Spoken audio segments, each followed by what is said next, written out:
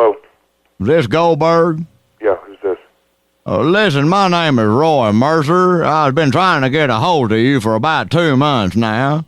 I need to talk to you about my boy, Raymond. You remember when you was in Tulsa about 2 months ago, you was eating at a Goldie's restaurant? And there was a boy that come out there that had a shaved head, and he wanted you to sign it on there for him, an autograph on his head. Yes, sir. It's hard time coming off, and we finally got it off there, and then the hair won't grow back there, Goldberg. Oh, so that's my fault? By God, it's your permanent marker that marked on his head. Well, it wasn't my idea to do it, my friend. So Well, you signed it, and now he's starting to get headaches. you gotta be kidding. I ain't kidding you, and his eyes are blurring up on him, and there for about a week, last week, he couldn't pronounce anything with the letter R in it. It was not my idea. It was your son that asked me to do it, so you're barking up the wrong tree, my friend. How about I just come down there and give you an ass whooping? Hey, you and what f***ing army's gonna whoop my ass? It don't matter to me that you're one of them wrestlers. I know that ain't real anyway, except down in Mexico. I'll show you how real it is, my By friend. God. How the hell did you get my number anyway? Well, listen, I'll tell you what, I got it there from the WCW. I told them I had a problem. I got me a jackhammer full of ass whoop I'm getting ready to unload on you. So what you gonna do about it? My friend, you show up and I'll show you what I'm gonna do about it. Ain't that you don't pull nothing out of your tights and try to ground glass into my forehead, are you?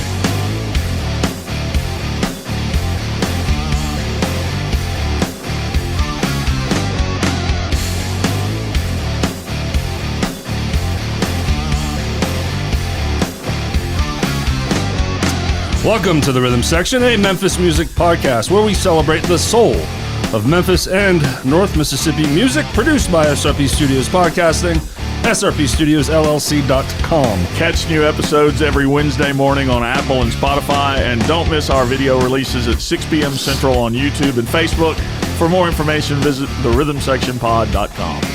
If you enjoy the show and find it in your heart to support us, you can easily donate to our tip bucket through Venmo and CashApp. You can search the Rhythm Section Pod on either app. Plus, we have all of the description links that you need. Will we 4 minutes in, maybe 2 minutes, if that? It may be a record. Yeah. Join us for our new TRS Sunday replay series. Each Sunday, we return your favorite interviews in the order they were originally published. Yeah, this week's replay is John Patterson from Fever Tree and Tora Tora, and you can catch upcoming replays with Danny McGregor from Sweet Lorraine's Guitar. That's on September 1st. David Flexer on September 8th, and Jacob Turner from Land Divided, formerly known as the Lost 45s, on September 15th. He's got a couple other bands, I'm sure. He's got quite the resume. All on YouTube, Apple, and Spotify. Take the chance to revisit the highlights and hear from our amazing past guests. Again, every Sunday on YouTube, Apple, and Spotify. Welcome to the show, everybody. My name is Derek, and joining me today is the Potter to my Harry, Mr. Jeff Ward. They just keep getting better and better. And then I got to throw the paper. All right. That was a weak throw. It was. All right, everyone, welcome to the show. Today, we have a great interview with Phil and Rawleigh Hartzell from Play Rough, but then we talk about all their projects throughout the years, Nation, Hollywood, and the Patio Pirates, just to name a few. Next week, we have Robert Allen Parker. Yes. He is in Landslide, Play Some Skinner, Trouble No More, which is a Allman Brothers tribute, and we go deep into a really cool section of the history of this city that is more of the grunt, like punk, nitty-gritty side of Memphis back in the day. And our email, therhythmsectionpod2022@gmail.com. And then a quick tease, Jeff. Yeah. After our ad break, I'm introducing everyone to the montage of Blooper. Okay. Just leave it there. That's new to me. I have no idea what's coming. That's right. But first, once again, Jeff, we have a special guest in our intro. Today with us is Mr. Doug McMinn. What's up, Dougie? What's up? How y'all doing? Good, man. Great. Good to see you.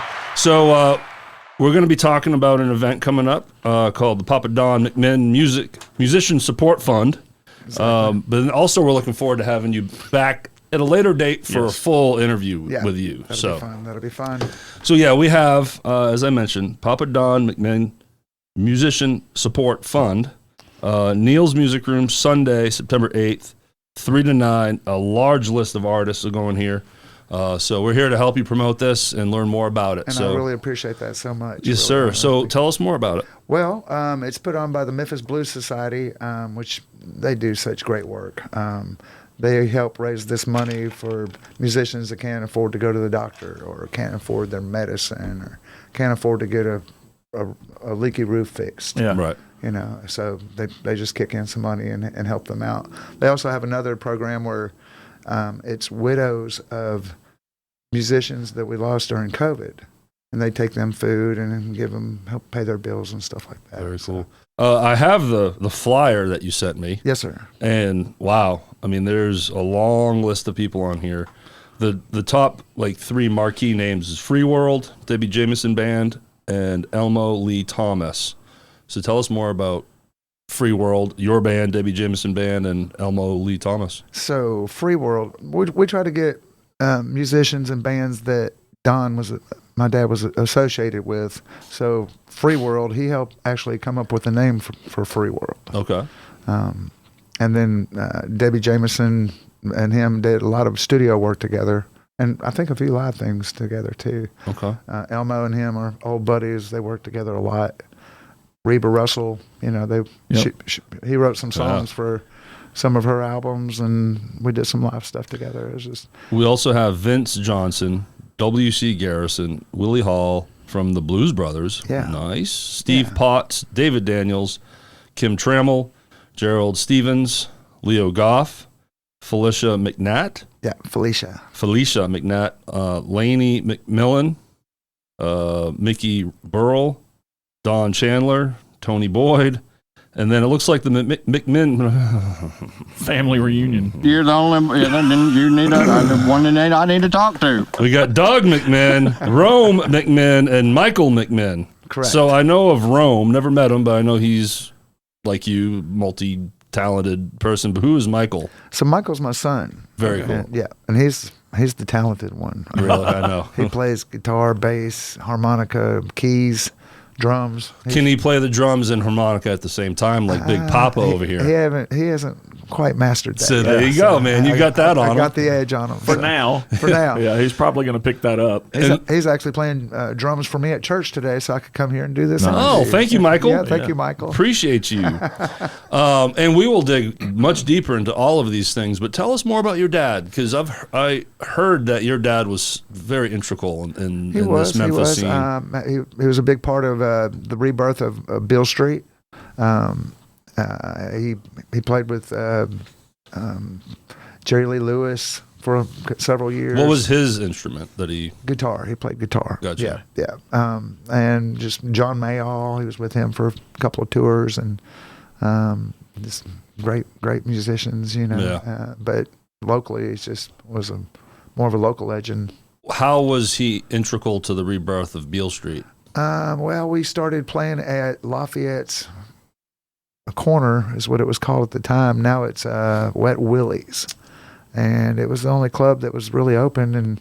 And then they decided they were going to open Rum Boogie, and so we got the house band in there, and he started bringing the crowds in, and then clubs started popping up all up and down Beale Street. That's amazing. I had no idea Memphis or Beale Street died down to that degree. Oh yeah, it went down to nothing. What decade are we in? When was this? Gosh, like 80s? 70s. Way back to the 70s. 70s, yeah. I mean, it started rebirthing in the 80s, early 80s. Okay. So, but in the 70s, there was not much. I think Schwab's was still down there. What happened? Like, why did it die down? That's a great question. Because in the 70s, the music's still popping, right? I mean, there's a lot going on in this town in the 70s. Right.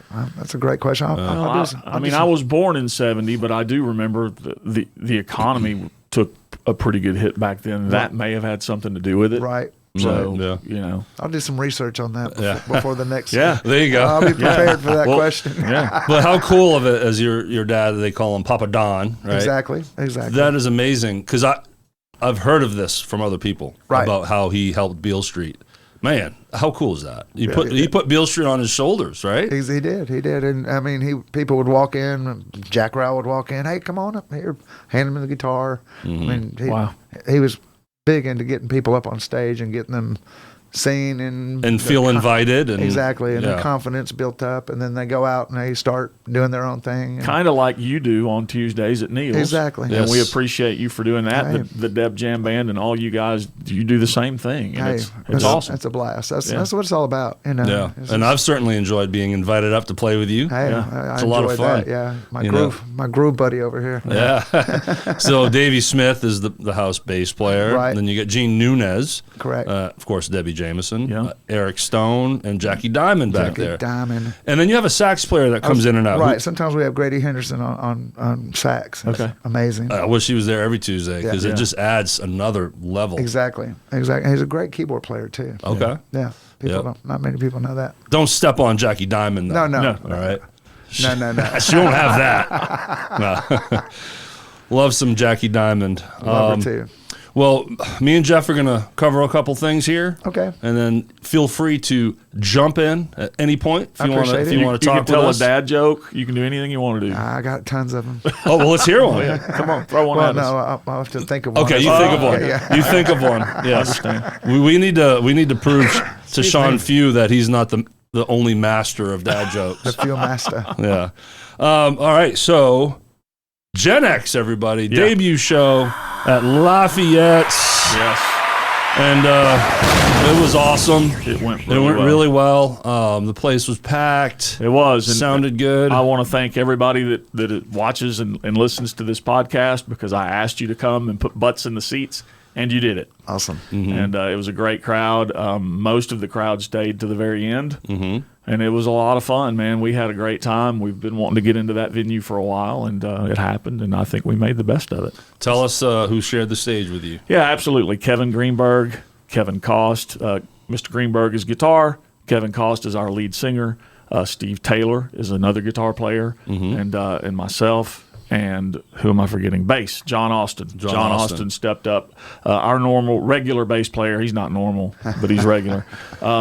Jason Dixon, he works nights during the week, so he couldn't do it. John Austin stepped up and killed it, and I appreciate every one of those guys. And show number 2 for Steve? It was. Yeah. Show number 2 for Steve, and he has just really fit right in and is just killing it. A lot of songs to learn and memorize for sure. Yeah, and only had I think maybe 2 rehearsals with us. Yep. So 2 rehearsals, then a show, and then a second show was arguably the biggest show we've had, and it went well. And I learned something new. I had no idea Stone Temple Pilots did the song "Daughter." Yeah, when the drummer starts the wrong song, it can really lead to chaos. It was classic. Kevin Koss, singer. You want to hear some STP? Yeah. And then I could tell immediately he went to the hi-hat from the beginning of Daughter. I was like, that's not STP. That is the wrong song. And it is such a petrifying feeling when all of your bandmates are turning and looking at you like, what are you doing?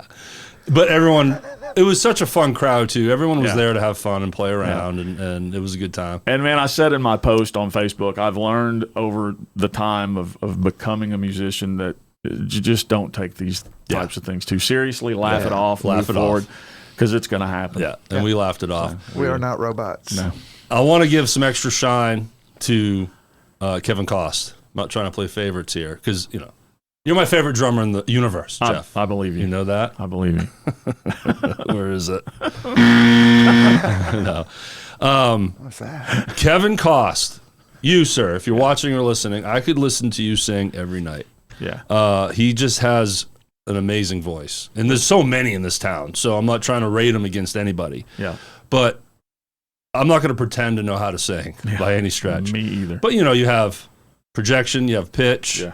If you can harmonize, range, that's all well and good, and he has all of that in spades, but he has a tone. Everyone has their own tone, and that's what makes people individual. We talk about Eddie Van Halen.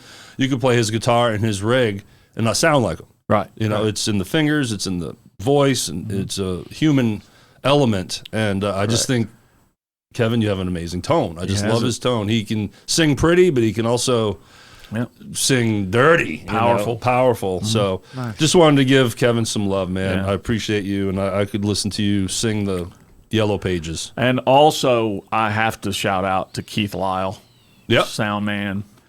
Everybody I talked to that night said, you guys, the mix is amazing. You sound amazing out front. And that comes from somebody who knows what they're doing with a soundboard. Yeah, So, Keith is a badass. thank you, Keith. And Roscoe. He Love Roscoe. ran the lights. So much appreciated, guys. Yeah, and we should mention Doug, Roxy Love here with the McCulloughs. The And McCulloughs. Andy and Tracy, and you guys have done a lot of Lafayette's work, haven't you? We have. Yeah. I played with them last night. We did a little thing down in Hardy, Arkansas. Cool. Hardy, Arkansas. What's down there? There's a Cherokee village place where they have a little club And probably a lot of rice. What? and a lot of corn, rice, Corn and corn. rice. Yeah. Other than that, Arkansas is known for their rice fields. Nice. I learned something new every Sunday in here.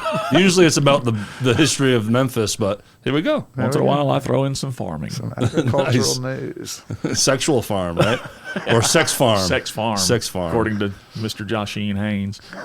Do you know Jeff is a professional bush hogger? I had no clue. No, he's a bush hogging fool. Yeah. Okay. All right. Enough. More nonsense here. No, Yeah. one more thing. I want to give a shout out to some people. I got a chance to go see Tom Kiefer Yes. at Graceland Live last night, thanks to some good friends that invited me. They had an extra ticket. They texted me, and I said, of course. I want to shout out to Paul Moreau, Jimmy, and Donna Fulp, and Clara Roth. Thank you so much. I'm going to throw up a picture, just one shot of the stage. It was so much fun. Yeah. I appreciate dinner and then a show. I was treated to a dinner and a show because of these people, and thank you. I really appreciate it. I had a good time. Second time seeing Tom Kiefer. Right. I know we did a full review of the trip you went with your wife, Kenny Francis and Tina Hines down in Philadelphia, Mississippi. You and I saw them at the Ryman a year ago or so. Yeah, so that's the third time for me and you both to see them. So Yeah, so- great. Good stuff. Badass. Oh, amazing. Yeah. Awesome. Yeah, Very Tom, good. I mean, It's a wall of sound. Okay. yeah. It's the best way you can say it. It's just a big band. You Nice. know? And Cinderella was one of my favorite '80s acts coming up, and Tom has kept that legacy alive with his own band. And Corey Myers is a local guy who gets to share that stage with him. Yeah, So and that's awesome. Tom gave him a shout out. Nice. You know, he didn't introduce the band except at the very end after they did the bow. He's like, "Come on, let's hear it from your homegrown here." Yeah. Corey Myers. He's Nice. from Memphis. That's cool. Yeah. It was really nice. One other really quick thing I want to throw in here. Sure. I did get to go see Seeing Red last night. Yes. At Neshoba. I'll make it quick, but Chris Craig, love your playing, man. You're an amazing drummer. Yes, he is. That was my first time seeing that band, and I should have gotten out way before now to do it. The entire band was on fire. Jess, lead singer, just crushes it. Just really good at what they do. The dance floor was packed when they started into that style of music. People got up and responded. So great show. And we love Chris Craig and Kenley Wolf. Fraser Boulevard. We both got CDs last night from that project, and I've already had it in my stereo in my car, listening to it the way it needs to be listened to, rather than earbuds, and it kicks. And Chris Craig, as always, thank you for your amazing support Yeah. you give us. I hope you're watching and listening. We absolutely appreciate what you do for us behind the scenes. Yes. You're a big supporter. Let me tell you, that guy drives 3 hours Mm-hmm. to get to a gig, and then drives 3 hours home. That's Right after the gig. Yes. man, you're my I mean, hero, you- Chris. you- He's we'll amazing. clap There for go. you. Yeah. Oh, wait, That's all did right. I do that? That's right. And look, we all know He's amazing. that you don't do it for the money. Right. You No. do it because you love it. a passion. And he has to love it to make that drive. Yeah. And he brings in that Lord Tracy energy. Oh, yeah. Right. He really Yeah. does. He makes it fit. Yeah. So there's a lot of electricity up there. I walked up right before they started playing and just to let him know I was there and say hi. And he shook my hand and said, "Yeah, man, looking forward to this." And he said, "This is like a little cocktail drum kit. They don't know what's fixing to happen with this thing." Yeah, That's great. I mean, it's going to be. Watch out, everybody. Yeah, he's awesome. Well, very good. Again, thank you to Paul, Jimmy, Donna, and Clara. Had a great time with y'all last night. All right, let's start our band dates here. We got Elevation Memphis, a versatile band that covers various musical genres, including country, R&B, blues, classic soul pop, and classic rock. The band is currently working on finishing its album. To help raise funds, they have a consignment store that offers everything from home decor to the latest fashion brands. Go to elevationmemphis.com and click the shop tab at the top for all shopping. Elevation Memphis, a Tina Turner tribute experience, will return to Lafayette's Music Room on Saturday, September 7th at 5 p.m. Reserve your seats now. For booking, shopping, and social media, please visit elevationmemphis.com. Yeah, my guys in Generation X jamming to the gnarly tunes that sent Generation X into an air guitar frenzy. Derek, where do you come up with this stuff? Doc Martens stomping all the way. It's Generation X. Friday, September 13th, we are back at Hadley's. We're looking forward to doing that show again. Friday, September the 20th, back at Sidecar Memphis. Friday, October 4th, we are at Dan McGinnis. That is a new venue for us. And Saturday, October 19th, at the Collierville Fall Fest. That'll be an early morning. I think we play at 10 a.m. Wow. at the Fall Fest, so that's early. Follow Generation X on Facebook at Generation X-Music. Brunch with Gen X, everybody. Absolutely. Fever Tree, please give a warm welcome to Fever Tree. The band from Memphis that cooks up Southern rock, blues, and funk. So get ready for a musical feast so rich, you'll need a strong dose of fuck, I knew. I can't wait for the montage of Blooper, y'all. Let me redo this. So get ready for a musical feast so rich, you'll need a strong dose of Rolaids. There it is. You can check out albums Social Mediocrity and Lessons Learned on Spotify and all other digital platforms, along with singles Muddy Jesus and Buried Alive. I just try too hard and try to read too fast for my mush mouth. Right. It happens. Thank you. Learn more about Fever Tree at fevertreeband.com. Yeah, Area 51. They will obliterate you with those mid-range tones that will turn you into the finest sexual tyrannosaurus known to man by covering artists such as Boston, Survivor, Van Halen, and Autograph. Hey, Josh, pay attention. Give Derek some damn noggin polish already, says Baby Yoda. Saturday, August 31st at Lucky Dog. That's a terrific venue. If you haven't been there, get out and check them out. Thursday, September 5th at the Hernando Town Square, 7 p.m., Hometown Headliners. That's a fun outdoor show. You guys will have fun at that. Friday, September 6th at Lafayette's, 10 p.m. Unfortunately, I don't know how you guys start at 10 o'clock. Wow. Follow Area 51 on Facebook at Area 51 Memphis. All right, Mr. Sean Few, and formerly known as the Gold Watch Wearing, limousine riding, jet flying son of a guns will make the audience pop with What? Oh my God. I'm going to that show. Sexual With a Tyrannosaurus. sexy mixture of rock, dance, and modern pop. So tie up those wrestling boots, put that crowd over, and Ric Flair till the sun comes up. Saturday, September 7th, Neil's Music Room. Saturday, September 14th, Hadley's. Thursday, September 26th, Hometown Headliners, Hernando Town Square, 7 to 9. I'm trying to enunciate as best as possible. That's awesome. Follow Sean on Facebook at Sean.feud7. So this next segment is going to make a lot of sense to everybody.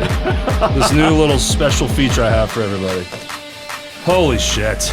Yeah. Doug, I'm sorry. I You think did great. I do better when we don't have an audience in here, I think. So, Doug, if you could leave. I was- Everyone knows from watching this show for over a year and a half now that we do things perfectly every time. well, I'm going to disprove that. Yeah. The montage of Blooper. After editing last week's episode, we had a fun intro with Sean Few doing dad jokes. Right. And I knew it fell off the rails early on in real time. But I have to edit this shit, Doug.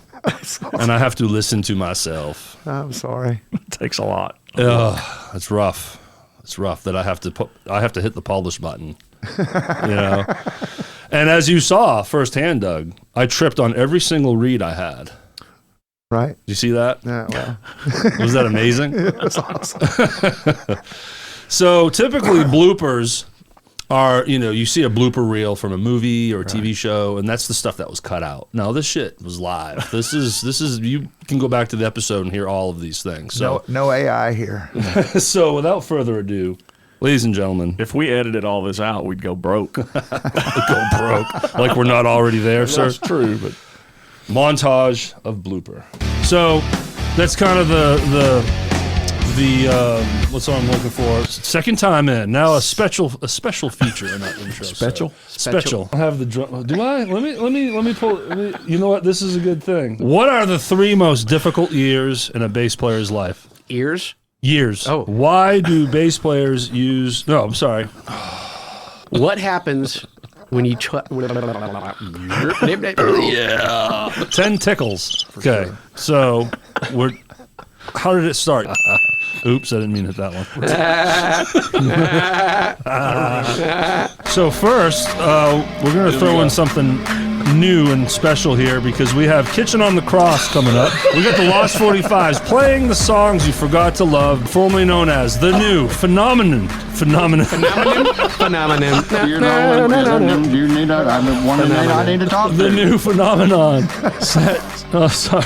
I can't do it today. And lessons learned on Spotify and all other digital... Spotify? By covering artists such as Peter Gabriel, The Cars, Kansas, and Audiograph. Autograph. I love Audiograph. 7 p.m. at Hometown Headliners. I need to add that, your date. That's right. Did I say that for you? Oof. I'm glad that's over. But we also have a keyboard player. I always forget about the keyboard players. That's the new Paul Moreau sound. Original recording, there's a lower harmony, or what am I trying to say? Unison. That's what I would need. Let's get physical. This is the first time and last time I sing on this show. Jeff. Yes. Almost Famous. That's right. Yep.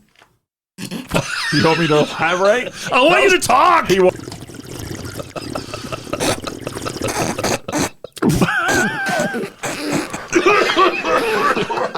I have trouble walking and chewing gum at the same time. Ain't that the truth? Like, it is. Hey, we have 20s of listeners in parts of known.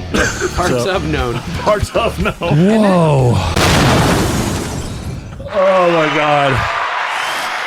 Oh, I'm crying, laughing right now. Is it over? It's over. All right. So, ladies and gentlemen, making English great again.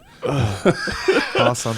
We take it light here, Doug, and make fun of ourselves. I love it. I have to make fun of myself as much as possible because that's a shit show. And I did it again today. We might have another montage next week. Yeah, we should do it. But what I am doing is I'm saving these things. So maybe at the end of the season, we can do a full feature of you and bullshit. I can just come in here and stare at one another while that plays for an hour and a half. They can watch y'all laugh. Special. All right. Audiograph. What the fuck? I love them. Whiskey Tango Foxtrot. Okay, everybody. Phil and Rawleigh Hartzell.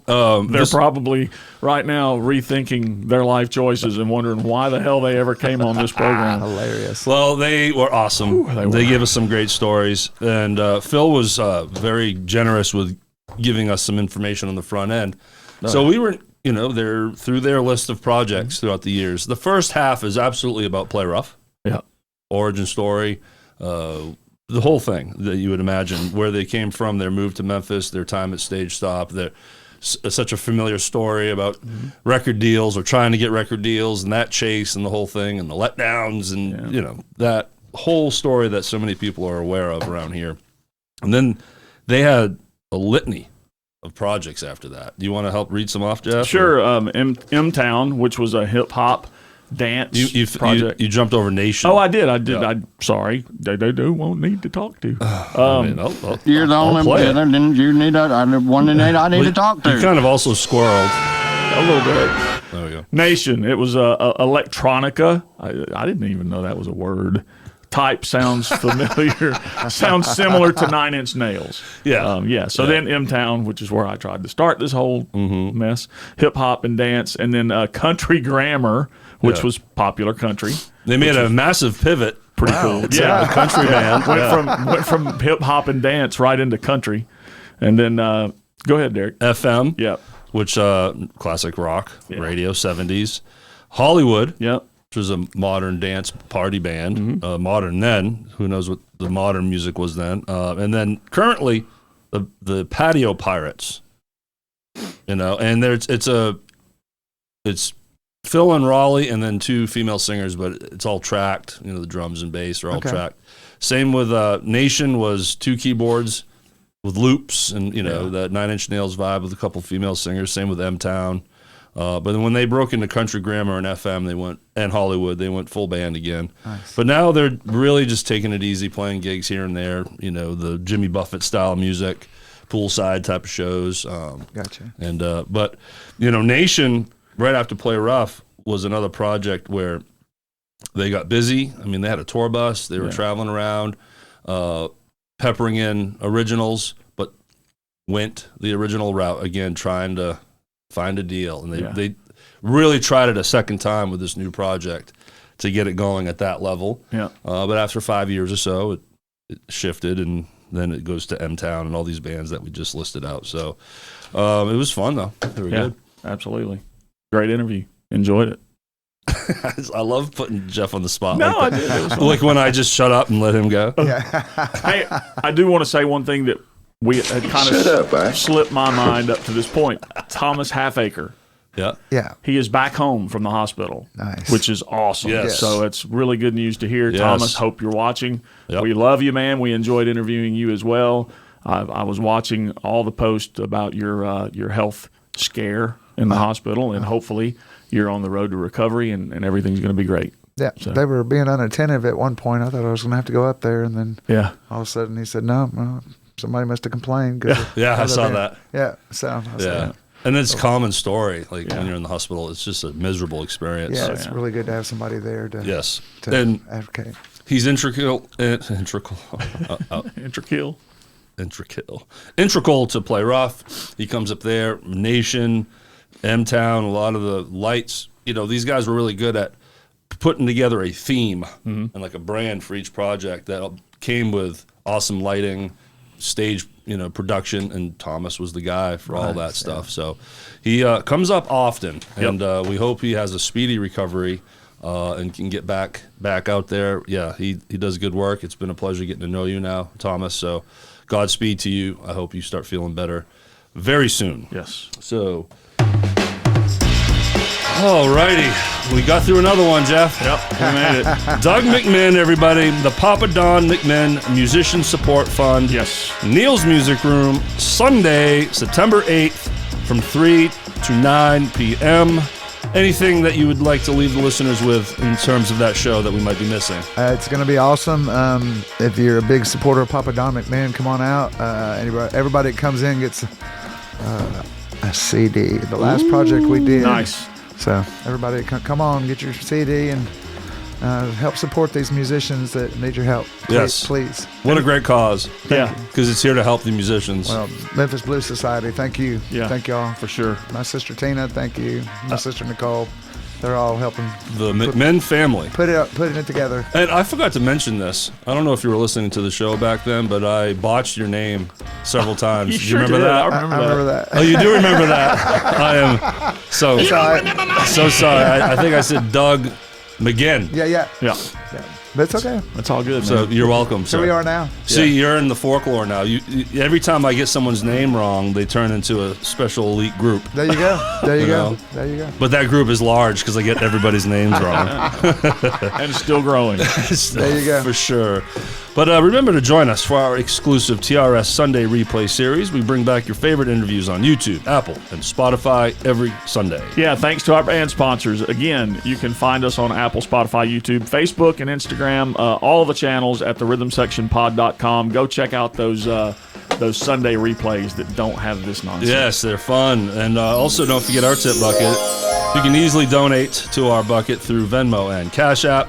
All the links are in our social media descriptions, and you can search us, The Rhythm Section Pod, on either app. And please email us your questions at therhythmsectionpod2022@gmail.com. Yes. All right, one last time. Doug McMinn, thanks for joining us today. Thanks, brother. Thank you. We can't wait to have you back for your full story here. Looking We're forward really to it. excited about it. Yeah, me too. All right, go see a band. Yep. And enjoy our interview with Phil and Rawleigh Hartzell.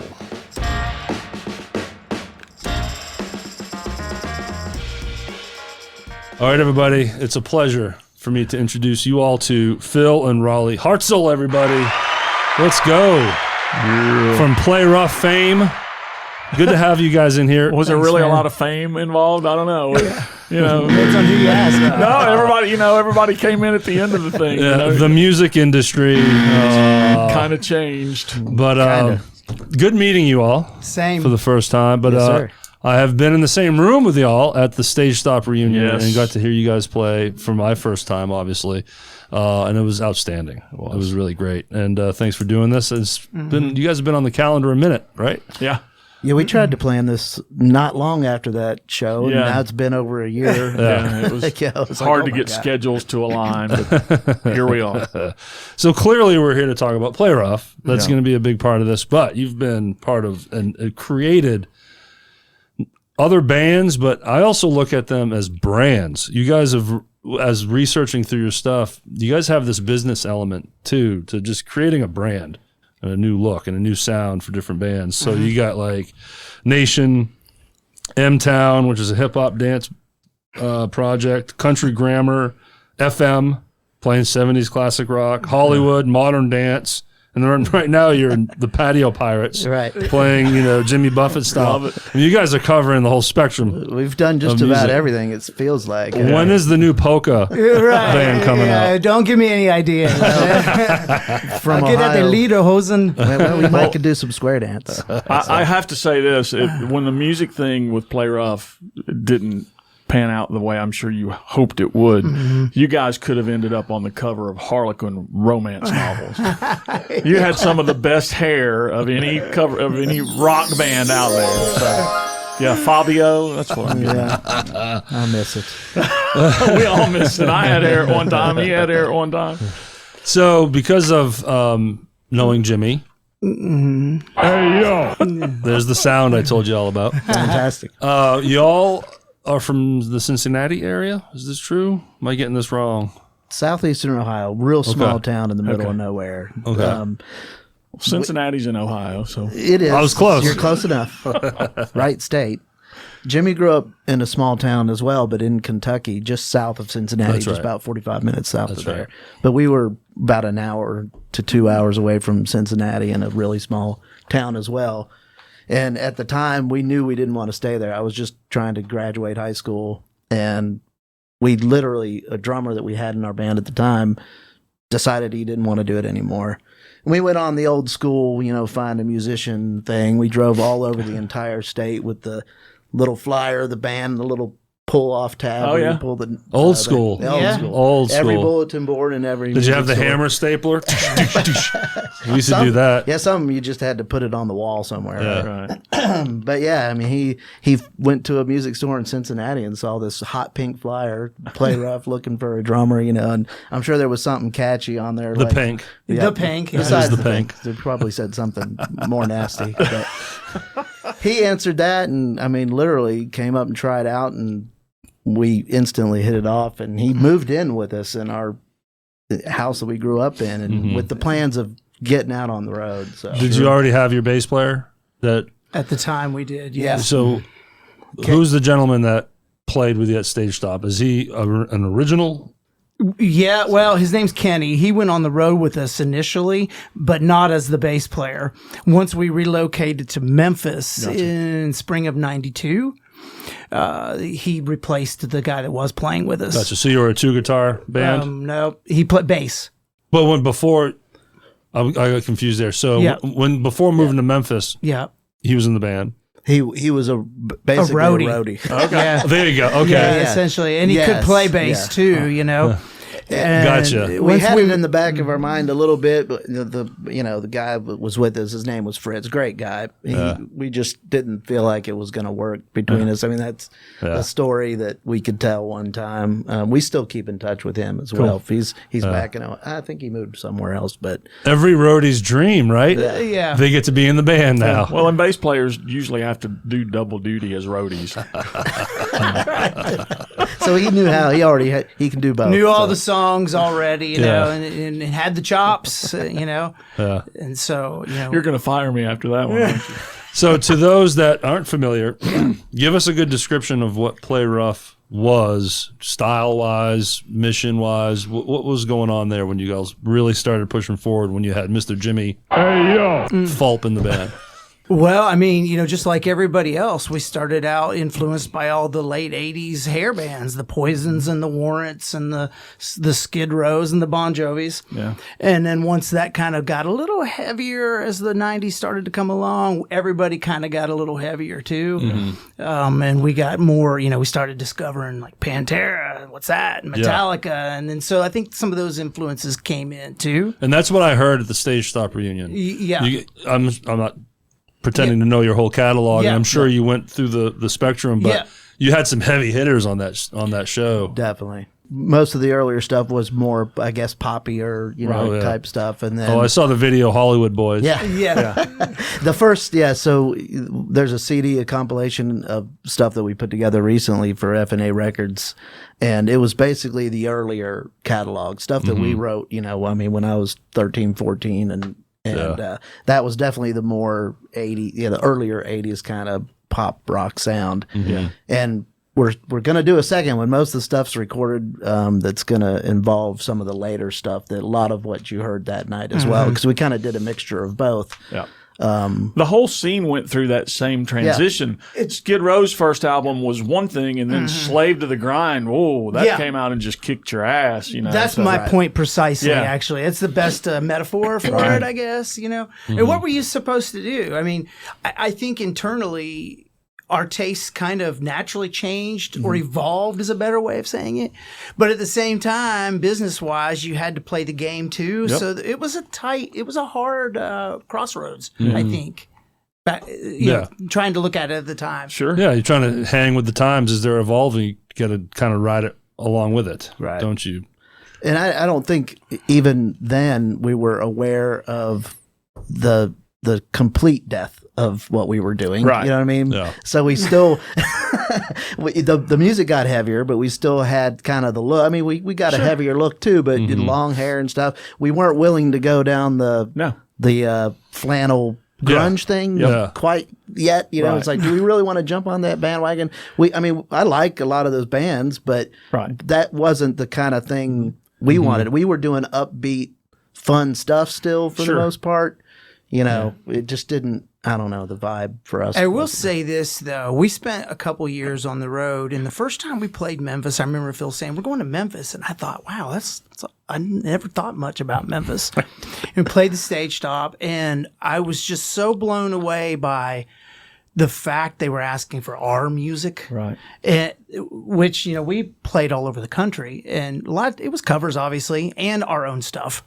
But Roxy Blue had just gotten their deal, and Tora and Lord Tracy and all this stuff. We thought, man, what is going on in Memphis? Which that was a big reason why we came here. Sure. We were so impressed by the original music scene. Yeah. And we, what kind of choice did we have? We couldn't stay in the little town of Ohio that we had. There was nothing there. Right. And do you go to New York? Do you go to L.A.? Maybe there's this place that's still in the heart of the country. And we're like, I think Memphis is it. What was amazing about this town, you just mentioned the ones who got there. There were a shitload of bands who were that close. Yep. And they just didn't quite get that push before grunge hit. Right on the bubble. Yeah. And I've mentioned this before, if the ages were notched down a couple years, everyone's still equal to each other as far as ages, but 2 years earlier, there would have been so many signed bands that would have probably had a way better chance to make it. Right. But instead just cut, and the Behind the Music on Warrant, remember Behind the Music? They're talking about how one day they just walk into their label, their cover was above the front desk, but then they walk in one day and it's Alice in Chains, and they knew it was over. Basically, I've heard that story. Right. So Nita Macris, tell us some stories about Nita, right? Because that is synonymous with Stage Stop. Obviously, she's very beloved. Obviously, Stage Stop reunion was for her. Luckily, she was still alive to see it. But going back, did you guys ever get squirted by the squirt gun? How many times? So tell us about what happens when you swear on stage. Oh, she comes out with the machine gun and nails you with the water. So, that's just part of it. You got to pay the bill, But she, when they talk about good people, that's Nita. She's just good people, always has been. I mean, we lived at the band house because we had nowhere to live. Yeah, she let us basically camp out there, awesome. when we were first trying to figure out how to relocate. Mm-hmm. We had 200 vinyl albums I had nowhere to keep. So, you know where they were at? In the back room of Stage Stop for a couple of years before I could get them back and put them. She just let us, she was just so cool like that, you know? Yeah. And, you know, she would definitely make you line up straight too. You know? Oh yeah, no question. She didn't put up with any bullshit. Yeah, no, yeah. So, but that's it. We all probably needed a little bit of that. Oh, for sure. Probably. Like the Lost Boys, you know what I'm saying? What point did you move? When did that move happen? So it was in officially May of 1992. I think we first played here early 91, maybe. So there was about a year and a few months before we actually made the actual, when we came into town, we just stayed kind of thing. Right.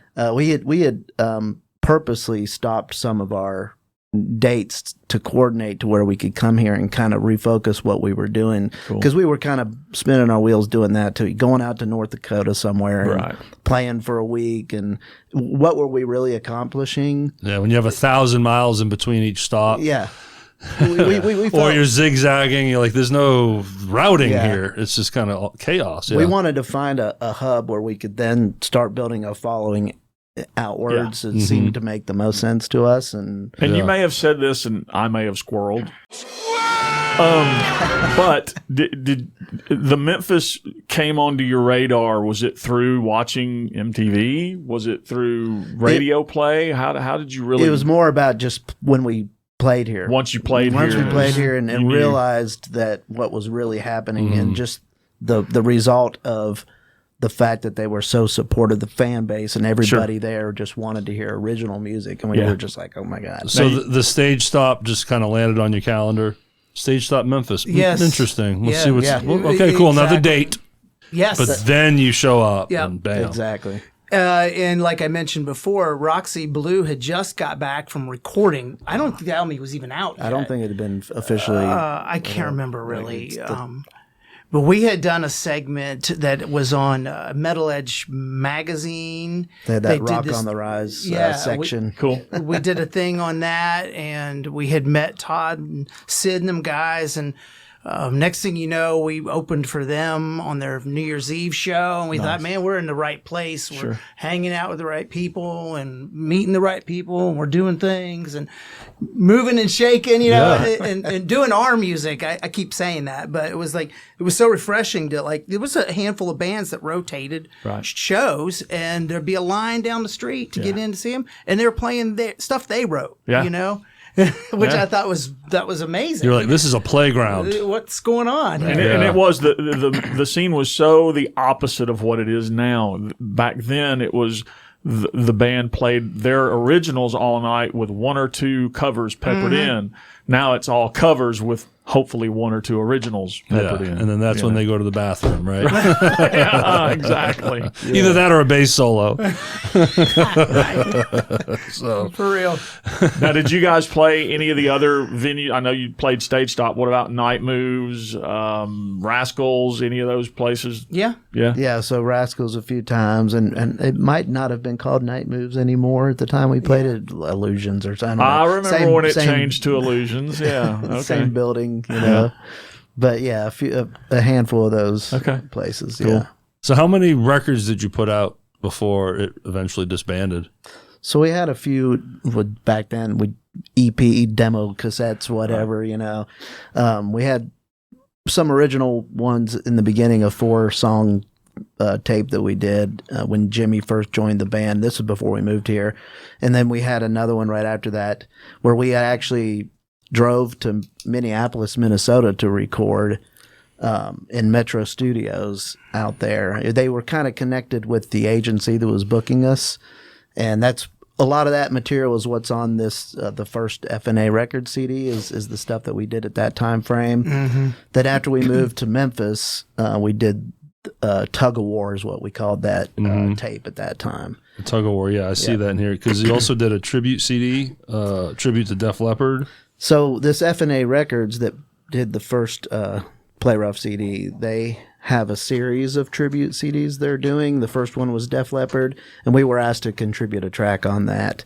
And then they did a Janie Lane tribute one after that, which I don't actually have a copy of that one. They haven't sent us those yet. Which Def Leppard song did y'all do? We did Hello America. We wanted to pick kind of a track that nobody else was going to pick. Derek, if you'd have read the notes, you would have known that.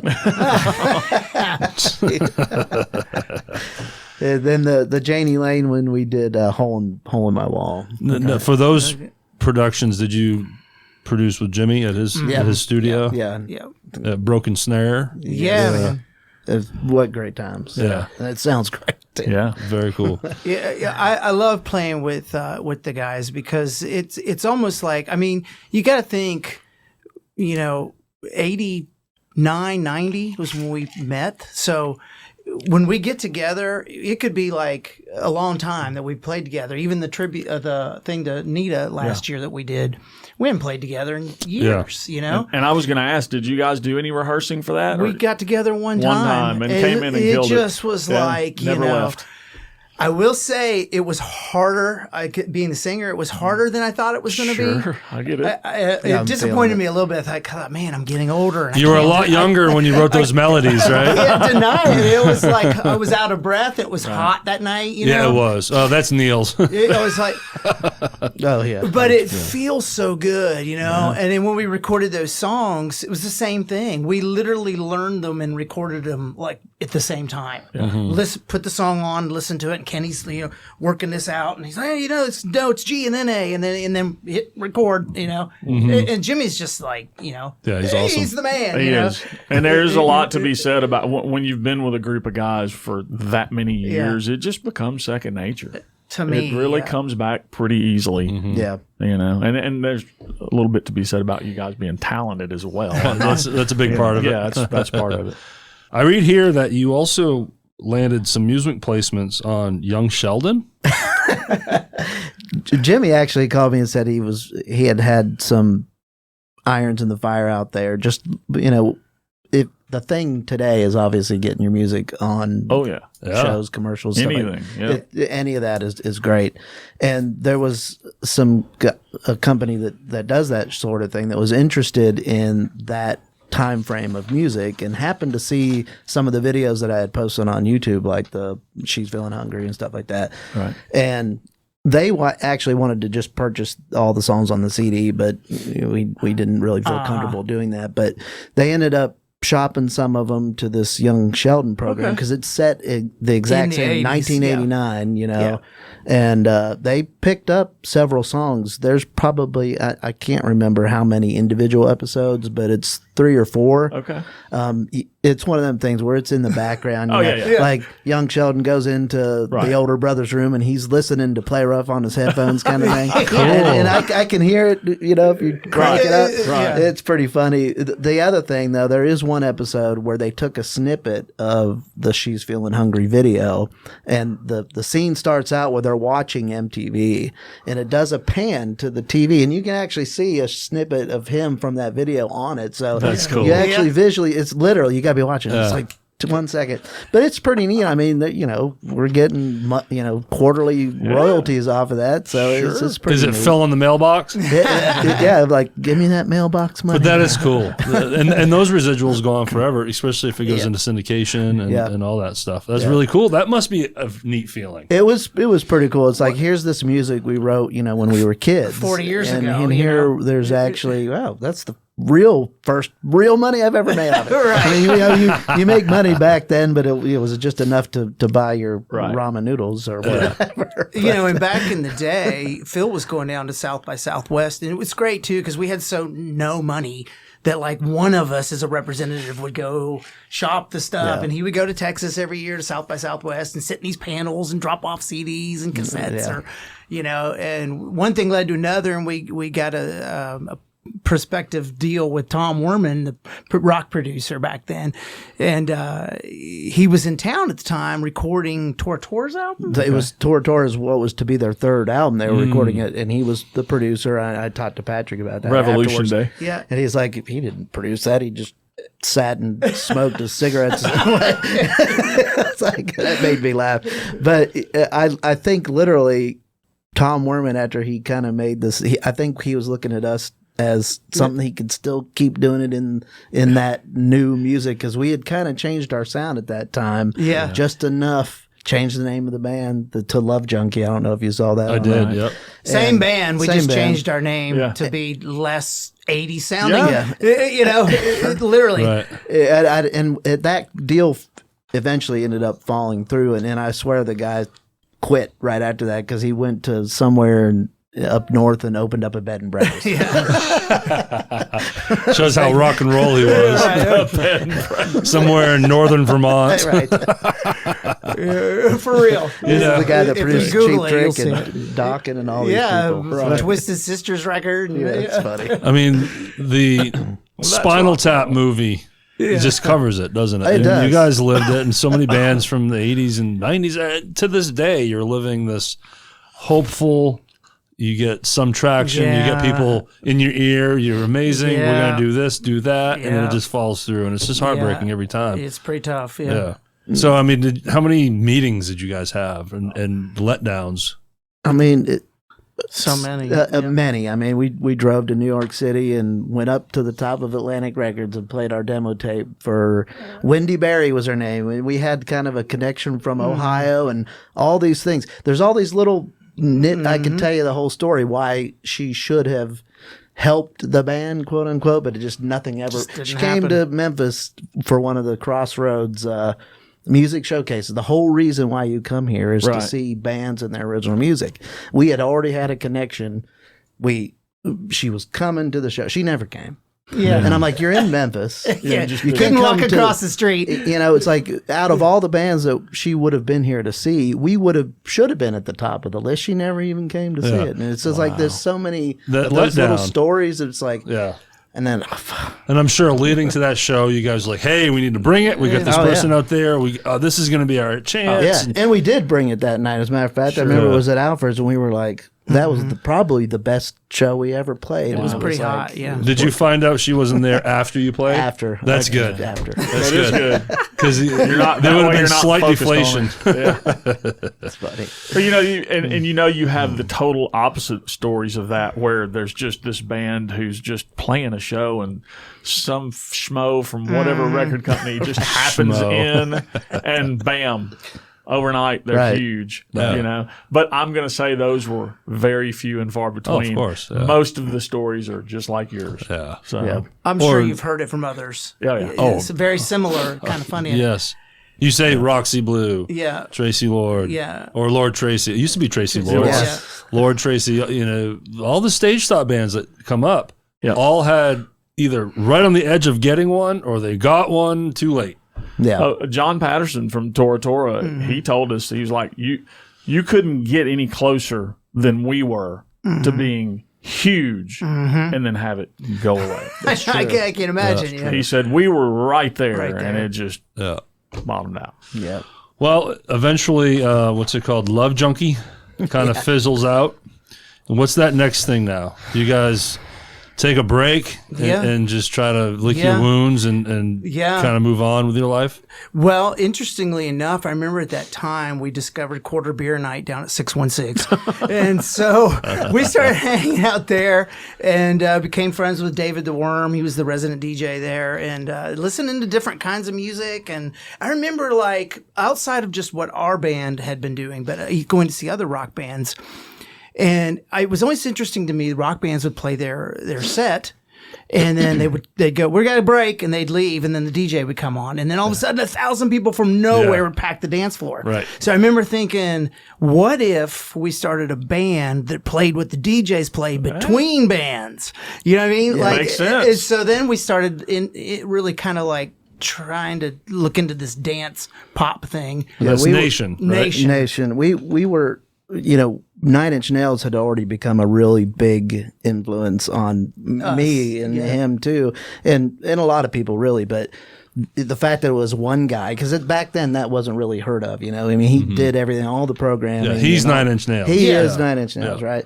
And it was kind of a foreign concept to us, and we we originally, when we were coming up with this whole kind of house music thing, I mean, even then, it's like a DJ playing this music, really. You know, how visually can we pull this thing off and still have kind of that, because we're all about the cool live show too, so we didn't want to give that up. And I remember seeing it at South by Southwest, one of the times I was there. It's like back to back, I saw Crystal Method and then the Chemical Brothers, literally two dudes up there. No band, but they had some keyboards and they'd plink this and plink that or whatever. Start this loop, start that loop. Yeah. So we had attempted to have a drummer and a full band and all. It was a work in progress, and we couldn't.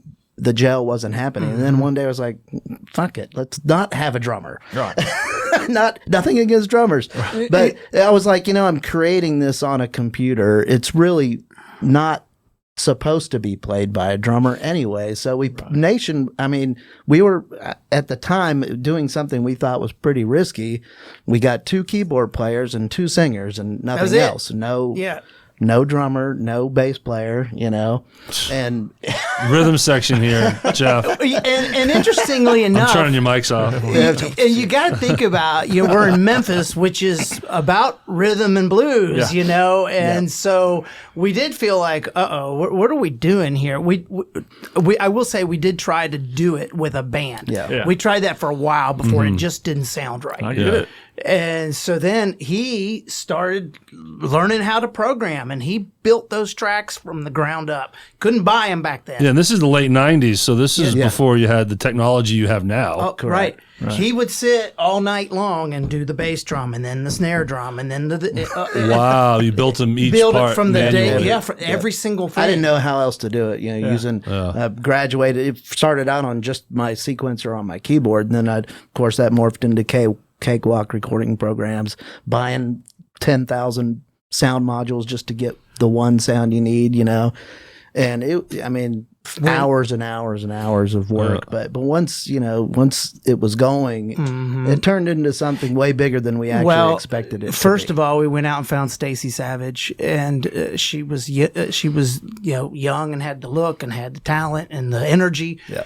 But the key ingredient, the secret ingredient, was G. Thomas Halfacre, because him and his production, all of us together, we grew up on the Kiss show and the Alice Cooper show, right? And so, with his lighting and sound and our imagination and stage presence, it became a thing, man. It was like a rock show. So cool. When I watched some of your videos, it looked amazing, and it's Thomas. He was on the show, and we talked about his history. There's a funny story about Play Rough that he talks about. I'm sure. Getting lost around a loop in some city. I remember it well. But we talk about the Kiss anniversary show that they had, the 50th at Lafayette's, and it was amazing. Very great work by him. You know. He's the boy wonder. Sure. Again, when I saw the videos of Nation, it was at a show at Club 152, packed. Did it work? Did the vision work where now you're playing what the DJs were playing? Was it now consistent dance floors for you? Oh, no doubt. Yeah. It was exciting. It was fun. It was it was electric, to coin a phrase. And were you probably the only ones doing this, right? To a degree in Memphis, as far as I know. Yeah. Especially then, Well, and we were successful enough that it enabled us to do that and only that. So that was our day job too. Nice. We had a bus and we traveled full time. Nice. We played 5-6 nights a week and all over the country. And, it was, we were doing it. It was fun, But you had cut out Jimmy Fault. Well, I guess. Because there was no drummer. There's that. Right. Sorry, Jimmy. Hey, yo. But, now, sorry if you mentioned this. Yeah. It's a mixture of covers and originals. Are you starting to create your own, or is this a cover band? Straight up. It's both. We did put out 3 full CDs of original music, and at the gigs we would sprinkle them in. Right. But it was a lot of cover stuff. But it wasn't covers that anybody, unless you were in the dance music scene. Right. Yeah. It's house music, Prodigy. I hesitate to say underground, because if you're into that kind of music, it wasn't really underground, but it was more like a rave. It wasn't really pop top 40 either. Yeah. Were you doing like Jags. Moby? Basement Jags, Prodigy. Prodigy, that kind of thing. But with the original angle to it, were you searching for a record deal again? Were you trying to go down those same avenues? Thing. Yeah. Yep. How did that go for you? Very difficult. I mean, we made some contacts. Due to the Tom Werman thing, I had met Owen Sloan, who was an entertainment attorney who's worked with everybody. Right. And he did try to help us a lot with the Nation thing, but he was sort of at the end of his career at that point in time as well. Did he start a bed and breakfast too? No, he didn't. Well, I can't be sure. This show goes in so many goofy directions. Yeah, I mean, we really did try to push it. I mean, I think if the way that social media is now, if we had the avenues that everybody has today when we were doing that, I think we probably had a better success of trying to push it on our own. YouTube. You know what I mean, people are megastars because of YouTube. Oh, right. You never know. Right. I mean, you have the avenue to publish and distribute as you wish. But back then, it was the gatekeeper, right? For real. Yep. Yeah.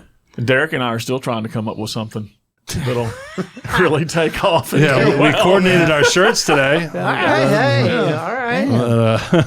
That's a start. So how long was Nation doing its thing? Oh, man. What? So it was from about 97, 98 to 2005-ish. That's a good run. Yeah, man. It was fun. It was a little too fun sometimes. We partied pretty hard and had a good time. But More than the Play Rough days? Oh, man. Yeah, they're equal. It's funny you say that because I when Phil told me about us doing this, I started thinking, how are we going to cram 40 years worth of like what we've done? And then on the drive down here, I was like, well, 90% of it is not really appropriate to even talk about. So we got about 42 minutes of quality stuff. You know what I'm saying?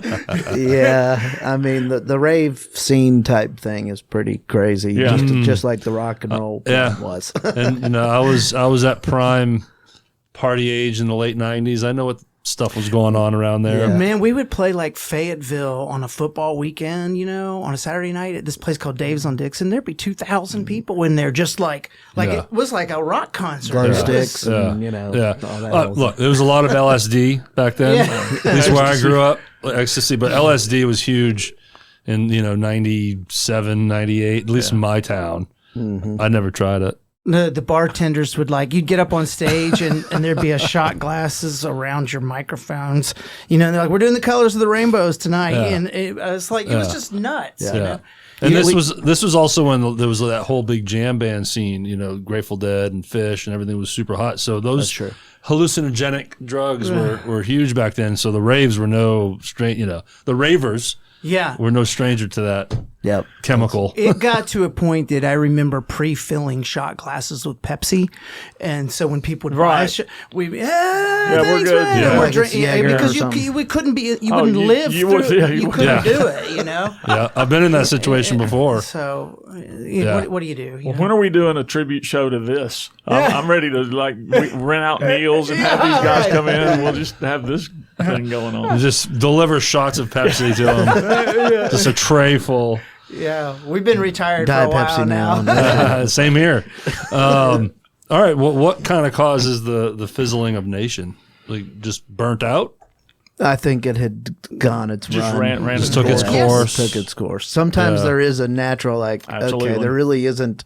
We've done the things we can do, and whatever success was going to come out of it, it was what it was. Oh, so and to it sounds speak. like it was really successful. It was. You guys did really well with it. It was so cool. you can't complain. Yeah. I think the only problem at that time is we looked at each other and said, well, what are we going to do for a living now? So, which is kind of why we went down we kept putting other cover bands together, really just for the reason To pay the rent. our bills, because we didn't have regular. But good for you to jobs. keep it going. You could have just grabbed day jobs and you kept fighting for that. That's awesome. I mean, eventually it got to that. You start having a family at that point, and then I started thinking, do I really want to do this for a living anymore? Yeah. And the cover bands became more of just that, the extra money, keep the juices flowing, and Yeah. You know, that was the idea. My oldest daughter, that's now 21, she turned 2 and started saying "Daddy." I was like, man, I got to rethink some things. You know, it's. I think about that sometimes today. I think, how do you like encourage your children to like follow their heart and do what they really want to do, but yet be practical too? I think that's a hard thing. It is, you know? and you have to find balance. Yeah, because we literally, he graduated high school and we got in the van with a bunch of long hair guys and took off, you know, and it really was nonstop pretty much until after Nation for the most part, to where it started to slow down a little bit. But I mean, we were still playing some of the same clubs when we put M-Town together, just because it was a hip hop dancey thing. We could still play those and keep making money. Yeah. But that's when we really started to rethink. It's like this really isn't the reason why we wanted to play music, to be honest. I mean, we just wanted to play our own music. I mean, from the heart of it, you can be creative and put together the themed cover bands. And I think that's kind of the reason why we liked the whole theming part of it. And like, I think you said brands. You know, we liked the promo. We wanted it to have a creative process. That was the only way we could get the creative part out of it, because otherwise you're just playing someone else's song. But what part of it is your own part of it if there's somebody else's songs? Right? And it helps niche you down. It's like, again, it goes back to that brand and image. It becomes a product, right? Yeah. Not to sterilize it. But yeah, so you mentioned M-Town. That was the next on the list here. Yeah. So what is M-Town? It really just, we were trying to pay the bills. Really, it was a cover band that did hip hop and pop, Black Eyed Peas kind of stuff. Was it full band, or did you go back to tracks? So I just basically took what I was doing behind the keyboard, and then I pretended I was a DJ. I had a thing in the back, and I stood up here, and I put everything on 2 CD players, and I mixed shit and stuff like that. I'd never done that before in my life either. So, but I felt like that was the kind of image we needed. But the worst part about that band was we actually auditioned several people to rap, because we were doing a lot of stuff that had rap. But everybody that auditioned wanted to freestyle instead of learning a song verbatim. Like, do the Jay-Z part or whatever, and they wouldn't do it. So he ends up rapping. doing that. Right. Did you do any Vanilla Ice? I mean, that had to have been on the set list. I will tell you this to this day: the hardest thing I have ever done musically was rap. Yeah. Especially like Eminem. We used to do that. What's that song? You gotta lose yourself in the music. There's so many words. 9,000 lyrics. I mean, that's Eminem. That's oh man, we did that. That's crazy. The Jay-Z and I mean, all that, like, don't make me lose my mind up in here. All that DMX. stuff. And, was it just you two?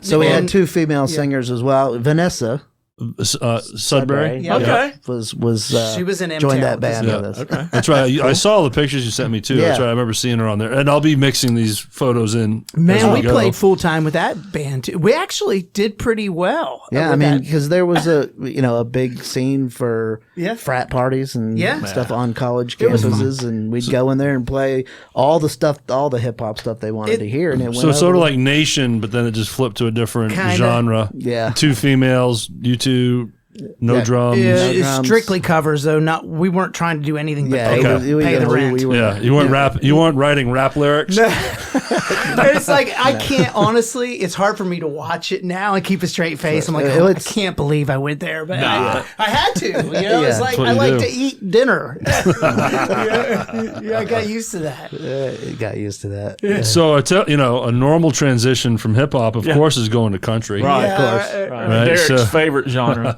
Don't get me started. So now, country grammar. Yeah.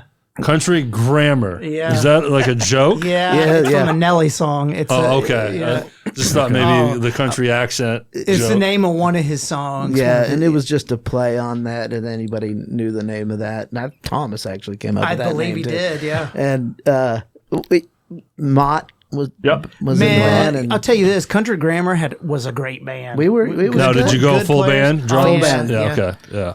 Chippy played drums for us. Yep. He was in one of the original. Wayne bands Walker from- on guitar. Okay. Nice. Yeah. Wayne Walker playing country music? Yeah, I can't picture that. That's it was good. great. He played. I played guitar too, but I was more played the rhythm. He took over all that because he Can play He guitar. can do the chicken right. picking. He's Yeah. really good. Who was on bass? Mott. Okay. Oh, okay. Yep. Yep. And this was all covers? Yep. All Yeah. covers. And Yeah. being 2008 to 2011, I'm assuming this is like Clint Black. type country or? Yep, we did that. We did Kenny Chesney. Yep. We did Toby Keith. Rascal we did Flatts, Shania Twain. Keith Urban. Keith Brooks. Yeah, all that stuff. Was Aldean hitting then? Jason Aldean? A little bit. Yeah, I don't know if we did. Yeah, one. it may have been a little bit before him. Yeah, I don't know. Honestly, that's the one genre of music I don't know a whole lot about. I understand. Personally, You're just learning the songs. Yeah. I mean, Make a list and learn them. Yep. Neither one of us like or listen to country music at all. I mean, really. Not really. I mean, But there's money out there. Yeah. This is genre that will pull in money. It's just people love it. I think even more so now. I mean, you guys are put together a contraband or something similar, right? That was short-lived. I was in that for a minute with Sean Few. And That's our Sean Few sound right there. I think there's definitely a crowd. Yeah. Demand Derek and for I we played together for a summer doing country shows. We've done a bunch of different things. They had a lot of country. Yeah. I love playing that 90s, early 2000s, like the dancier, like you said, Clint Black or Travis Tritt. Yeah. That stuff's fun to play. Okay. Yeah. And I've always thought it'd be a cool idea. It'd be a big product. But have a band and then have two line dance instructors up front pulling people out of their seats coming up. Definitely. And I got that idea from the Wild Horse Saloon in Nashville. That's what they do. Yeah. I mean, they just have hired guns. So any band that plays, you could be playing a Guns N' Roses song. They're not square dancing, line dancing out there. Just doing the steps and everything. Square dancing would be interesting. So it'd be neat if you to do that, and it gets people out of the seats. And you guys can have that idea. If you I was going to say, call me after the. You have a rhythm section here. That's what I'm saying. We'll put that together. Derek. Once the Aldean, the modern country stuff, Derek played that for so long that he is so sick of it. It's an ongoing joke. Yeah. I'm sure people are getting really sick of it, but. No, great band, but it kind of gets old. They can start their own podcast. Yeah. All right, now moving to FM, 70s classic rock. Yeah, so Country Grammar kind of morphed into that because Chippy still played drums, was on bass. Who's Chippy? So he originally moved here from Louisiana back in the whole stage stop migration, stage stop days, and he was in a band called Thunder. That name's come up. He played with the Hand-Me-Downs that Neil's that Thunder, night. Louisiana, Keith Blanchard. Yes. Yes, that's Well, I just edited his interview yesterday. That's why. Literally. It really is one big family, honestly. It is. It's crazy. And it gets blurry trying to connect dots, for sure. We all know each other. Yeah. And that's so cool about it. Yeah. That's what made this podcast work, because everyone wants to listen to their friend's story. I love it. It's all connected in that way. But it's good. But anyways, so FM. Yeah, so we this was the 70s classic rock that we grew up on, Aerosmith, Cheap Trick, and we hadn't done something like that in a while at the time, so it was like, let's do that next, And like I said, they were already playing with us in Country Grammar, so it was easy to kind of just move into that. That band was more just for fun and an outlet, I think. So by this time, do you have day jobs? I was in school. I went to college and got a degree in dental hygiene, believe it or not. Okay. It's down here at UT. And, it was finally like, okay, we need to grow up. I just went, what can I do that makes good money in a short amount of time? I picked something. I hadn't sat in a classroom in 20 years, 30 years or whatever. Yeah. But did you continue in that field? I did. I worked it for 2 years. Oddly enough, I worked with Sid Fletcher because he became a dentist. I was just going to ask you that. Oh, how weird is that? That is crazy. He opened his place up there in Cordova. Yeah. And I walked in the front door and he was like, "What are you doing here?" I'm like, "What are you doing here?" Roxy Blues guitar player. Yeah. If you're going, who the hell is that? Okay. Yes. Yeah. He early, like original. Yeah, original guitar player, and he went on to be a dentist. Yeah, okay. Yeah, and I was his dental hygienist for a couple of years. This is funny. weird, but Hey, let's start a band, guys. Yeah, right. Yeah, I got it. I'm in sales now, but I just didn't really like it. But Yeah. But hey, you had to start that journey, right? Because you're coming with no resume. Nothing. Nothing. What do you do? They look at your resume and you're like, I played in this band. Like, wait a minute, you're applying for an office job. Right. What's going on here? For real, man. Yeah. What did you step into, Phil? Luckily, I started working for Audiographic Masterworks, which did CD manufacturing. It was owned by Brandon Sievers and Mark Yoshida. I don't know if you're familiar with them, but Mark Yoshida had a studio here in Memphis called Rocking Chair Studios. And when we first were on the road, we recorded at a studio. I had met Mark that way. Yeah. Is he with Memphis Record Pressing? So we turned into Memphis Record Pressing. Because you're still with them, right? Yeah. I saw that in your bio. Yeah. So it was just the two of them, and they did. Mark did mastering, and Brandon did design work. Yeah, I actually reached out to Mark about doing an interview on here. So show him this episode. Mark, we still want to interview you. Come on. So luckily I'm still there. I mean, that was almost 20 years ago. So many musicians work there. Oh yeah. Our good friend Lance Binder. Yeah. Oh yeah. So I work with him every day. And of course, Tim Dills. we have that relationship when he moved here from Texas back in the Akasha. day. Yeah, man. They need a reunion, Lance. I know you're listening. Akasha, please. Double billing. Play rough. And Akasha. I'm done with that. Now you're on to something. Absolutely. And Ken Houston works there. John Patterson works there. Tim Dills. I'm missing so many, I'm sure. But plenty. It's pretty cool, though. I mean, it's a safe haven for some musicians to still kind of work in the music industry, right? Yeah. I mean, I'm making records. Right? There you go. They're just not mine. Just in a different way. So, Hollywood. Yeah. Now you're back to a dancey band, modern dance party band, right? Yeah, we kind of took the same idea of Nation in a way, the cover side of it, played more popular stuff to book weddings and full corporate band? parties. A full band this time. Joey McBride, who was in Gabby Johnson was in. Stacy, that was in Nation with us. A guy named Rick Evans played drums. A friend we met that ended up being a drummer, and he had an electronic kit which kind of worked with what we were doing. He could pull up any sound for whatever we were doing. And ironically, Lance played a couple gigs with us. He did. Hollywood. We needed Joey had something going on, and when we booked a wedding or something, a couple gigs that we did a lot of Peabody rooftops and New Year's Eves and things like that. It's private stuff, and it was just fun, something for fun, literally. You know. But still, though, your promo video and the way you presented it, I mean, you guys go all in on the product, if you will. It looked great. It was a great promo, and it must have got you work, right? It did. You can thank Thomas for some of that too. Yeah. Thomas Halfacre Production. Yeah. And Paul Stanley. Yeah, Paul Stanley. 1977, looking at that Love Gun poster. What can I do that's cool like that? We tend to go a little overboard. I mean, we do. Hey, if it gets you work, it gets you work, and it sets you apart, right? It does. So how long did that go for? I see 13 to 17, so a good 4 years. Sounds right. Doesn't that seem like the natural kind of time frame for a band? Yeah. It has been in our experience, I think, for the most part, anywhere from 4 to 6 years each project. That's a usual run. But then you keep plugging along, because then you start, and what you're doing now is the Patio Pirates.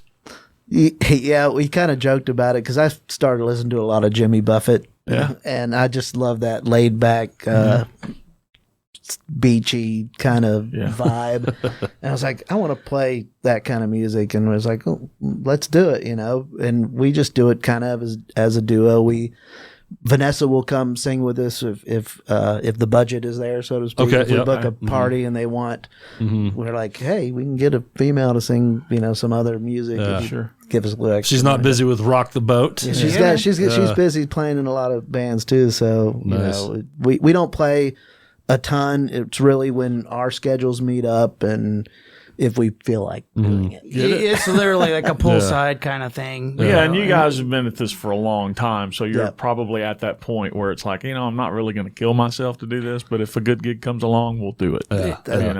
Took the words right out of my mouth. Yeah, understood. Yeah. Well, gentlemen, I could talk for another hour with y'all, but we have someone else coming in, right? Don't we, Jeff? Is he texting us? No, not yet. That's why I've got my phone laying here so I can see if it's pleasure meeting you all. Same. Thanks for doing this. Yeah. Hopefully we get to see you all again. I would love to get to see Play Rough again. Jimmy, come on.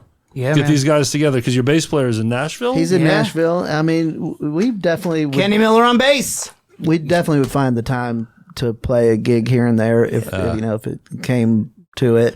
We are working on the Tug of War second CD that is going to happen. Yeah. So when we do that, we will book some kind of show of some and sort. you still have some fun collaboration going on now, all Yeah, these man. years later. That's Yeah. really cool. It's great. That's awesome. And I can tell you guys now that we're at the end of this, but Jimmy was supposed to bust up in here with some Milwaukee's best. Yes! Yeah. But he never made it, so Jimmy, what the hell? Well, actually, Jimmy is here right now because this is Jimmy and Sean Few. Yeah, it is. They wrote this. Yeah. How about that? Awesome. Isn't that cool? They gave us this song. We were like, this is the new theme song. About episode 20 or so in, we changed I know the it. snare anywhere. Yeah, buddy, yeah. Well, before we say goodbye, we got to thank the audience for hanging out the show. Appreciate you following us on Facebook. We're at 1,500 now. We're north of 1,500. That's huge. Nice. Facebook, Instagram, at The Rhythm Section Pod. Plus, you can find all our archive episodes, everything you need at therhythmsectionpod.com. Yep. And Sunday replay, check it out. All your favorite episodes are coming back around, and we don't have the intro on the replays, so you can skip the Derek and Jeff nonsense. Tip bucket. We've got the links in the descriptions. You can. What am I doing? I'm losing my mind. All right, the Rhythm Section Pod on both Venmo and Cash App. And send us emails. We really do want some questions. The Rhythm Section Pod 2022 at gmail.com. You can ask us all about Play Rough and these guys. The dumber the question, the better. We will put you at the top of the list and read it over the mic. For sure. Check it out. Well, all right, Phil, Rawleigh, Hartzell, pleasure. Yes. Thanks for doing this, Thanks y'all. for doing it, guys. And thanks for hanging out, everybody. Take care now. Appreciate See it. ya.